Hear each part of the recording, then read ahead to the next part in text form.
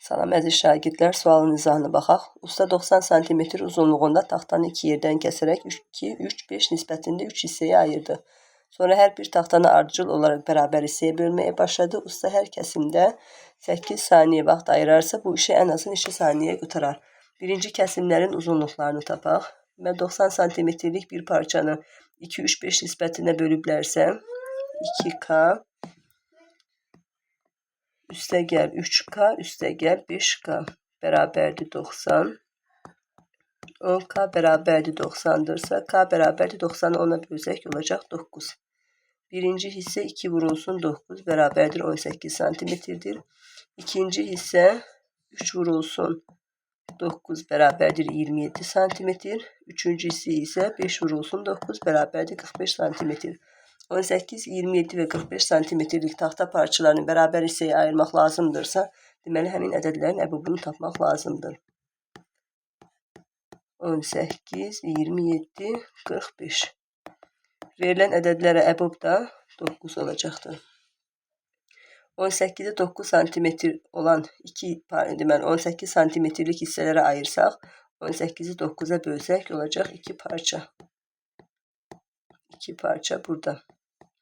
27 cm-lik parçanı 9 cm-lik hisselere ayırsak burada olacak 3 parça. Ya 3 hissede yazmak olar. 45 cm-lik parçanı 9 cm-lik parçalara ayırsak burada olacak 5 parça. Eğer parçanı 2 hisseye ayırırsa onda bu zaman bir yerden kesmek lazım gelecektir. 2 parça, deməli 2 dənə parçadırsa, həmin parçanı 2 yerə bölmək üçün bir yerdən kəsirlər. Burada bir kəsim, bizə kəsimlərin sayı lazımdır. Çünki bir kəsimə 8 saniyə vaxt aparırsa, ümumi kəsimlərin sayını tapaq, həmin sayıda 8'e vurmaq lazımdır ki, ən azı neçə saniyə qutara bilər.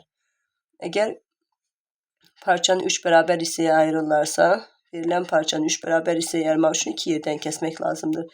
Yəni bir vahid aşağı. 3 parçadırsa 2 kesim olacaktır. 5 parçadırsa burada da olacak 4 kesim. Bunları toplasaq 1 üstəgəl 2 üstəgəl 4. En birinci ise bütün parçayı da onu 2 yerden keserek yazılmıştır. Çünkü uzunluğu 90 cm olan parçanı da 3 yere ayırmak için 2 yerden kesmek lazımdır. Oradaki 2 kesimi de sayırıq. Üstəgəl 2 beraberdir olacak 9. 9 kesim. Bir kəsimə 8 saniyə vaxt aparırsa 9 kəsimdə olacaq. 9 vurulsun 8 bərabərdir 72 saniyə.